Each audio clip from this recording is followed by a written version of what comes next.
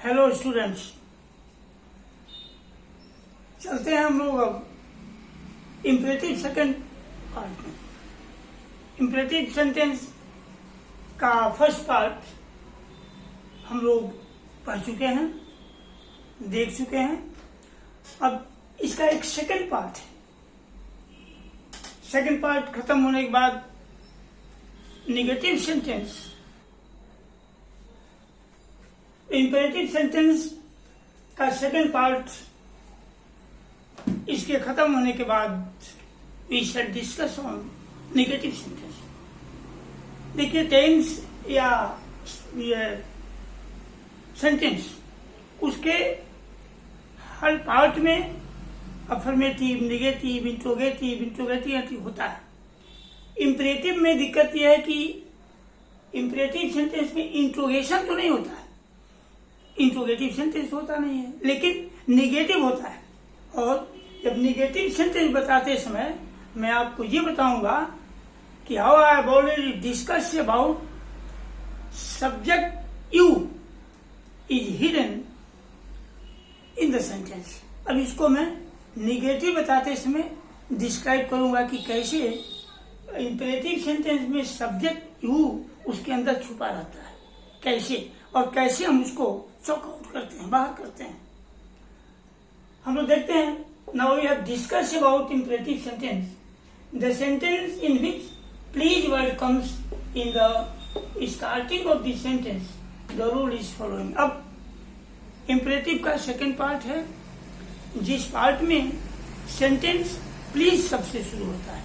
कृपया, please sit down, please listen to me, please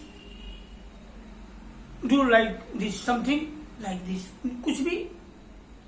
अब ये प्लीज वाले सेंटेंस में ये देखना होता है, यहां मैंने लिखा है, देखिए ध्यान दीजिए, हमने लिखा है एक्टिव में please plus MV1 plus subject. Sentence का मॉडल जो है, कंस्ट्रक्शन सेम है, सिर्फ इसमें प्लीज जुड़ा हुआ है। जब पैसिव में हम चेंज करते हैं तो क्या होता है, जैसे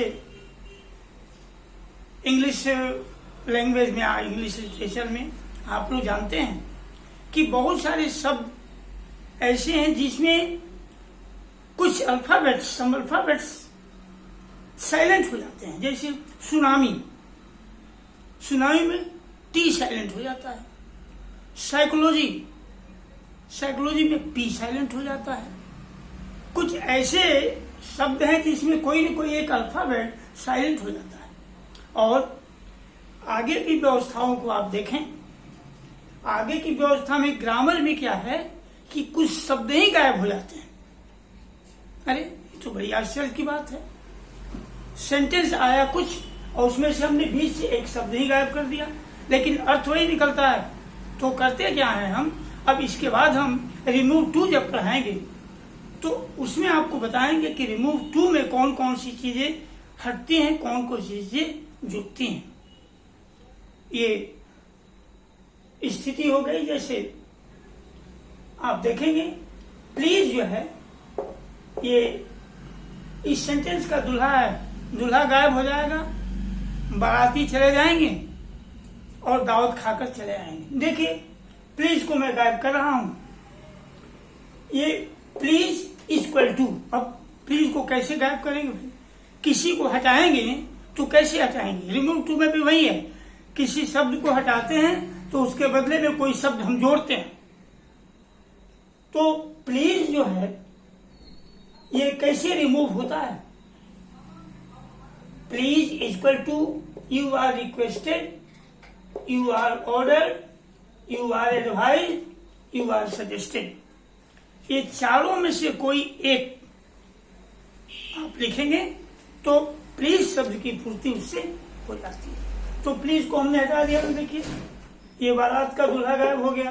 अब आगे देखिए, you are requested, you are ordered plus to plus rest of this sentence. अब इसके चेंजिंग प्रोसेस में क्या है कि आगे के सेंटेंस में कहीं कुछ चेंज नहीं करते हैं हम, प्लीज को हटा देंगे, उसके जगह पर यू आर रिक्वेस्टेड लिख देंगे। अब देखिए इसमें यू सब्जेक्ट इसमें आ गया, अभी ये छुपा हुआ था, सेंटेंस में आ गया बाहर। यू आर रिक्वेस्टेड के बाद टू जोड़ेंगे, टू के बाद rest of the sentence, rest of the sentence is added in passive voice and the statement stated by someone is being completed after removal of please and adding you are requested। अब समझिए इसको, you are requested या you are ordered लिख करके हम please को हटाते हैं तो प्लीज का की पूर्ति या you are requested बनता है। Please is removed from passive voice, passive voice में प्लीज को हटा दिया जाता है। अभी आगे मैं आपको एग्जाम्पल दे रहा हूं, उससे समझ में आ जाएगा। प्लीज टेक योर सीट, इसको चेंज करते हैं तो लिखते हैं you are order to take your seat. Take your seat को एज यूजुअल हमने डाल दिया। अब देखिए नेगेटिव सेंटेंस में क्या होता है।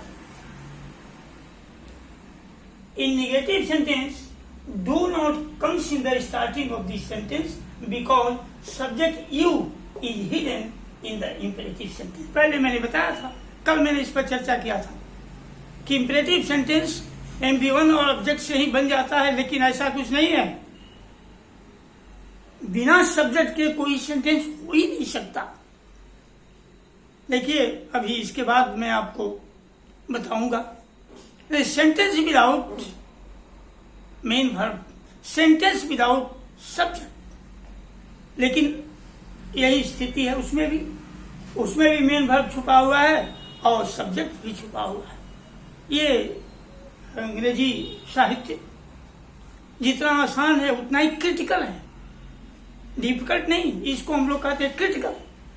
क्रिटिकल इसलिए है कि इसमें बहुत सी चीजें, अब देखिए एक चीज मैं आपको बताऊं बीच में, ये निगेटिव की चर्चा करने के बाद मैं आपको एक बहुत ही बारीक चीज बताता हूँ अंग्रेजी लैंग्वेज, अंग्रेजी साहित्य की विधाओं में। In the cult and culture of English literature something very typical and different in respect of other languages, other literatures. देखिए आइए, नेगेटिव सेंटेंस में यू इसके अंदर सेंटेंस के अंदर छुपा हुआ होता है। तो अब हम क्या करते हैं कि जब negative sentence when we change active in passive voice do is removed from sentence.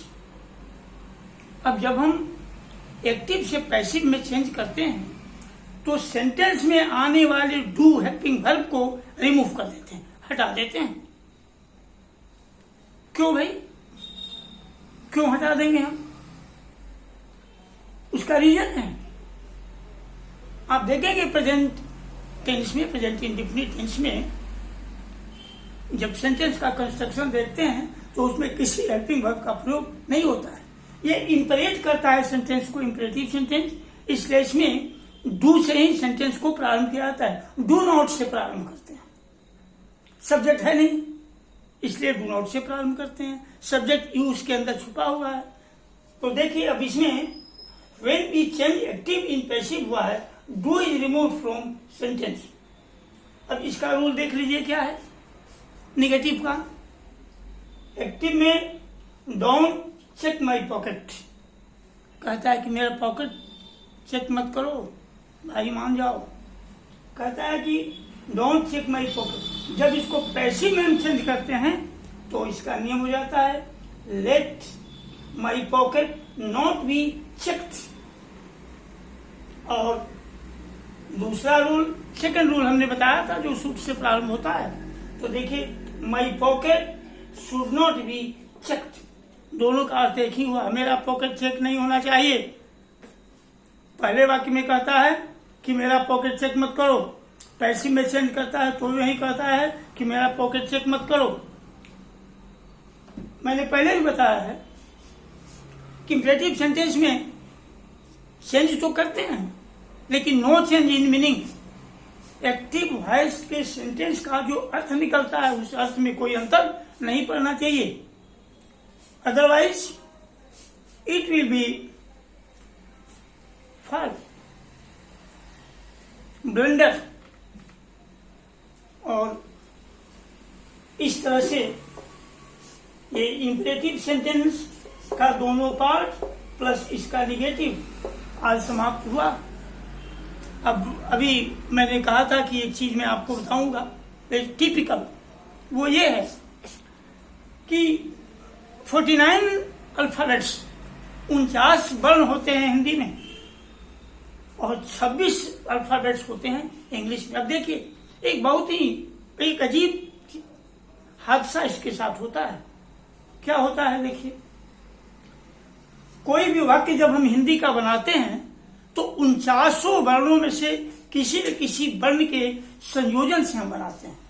49 alphabets कैसे आ ए ई उ री री श्री ये सब मिला करके 49 वर्ण हैं हिंदी में, और इंग्लिश में ए से लेकर के जेड तक 26 वर्ण हैं। देखिए 49 वर्णों से बने हुए वाक्य को 26 अल्फाबेट से बने हुए कैसे हम उस सेंटेंस को कंस्ट्रक्ट करते हैं। अब 49 आदमी से लड़ाई करने के लिए 26 आदमी चले गए, ठीक दूना का अंतर है, लेकिन ये 26 वर्ण अल्फाबेट्स मिलकर ही 49 अल्फाबेट्स को किस तरह अरेंज कर लेते हैं।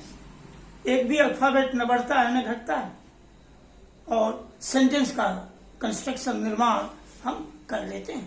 इस तरह अंग्रेजी साहित्य में बहुत सी विधाएं हैं जो डिफर करती हैं from other languages and from other literature.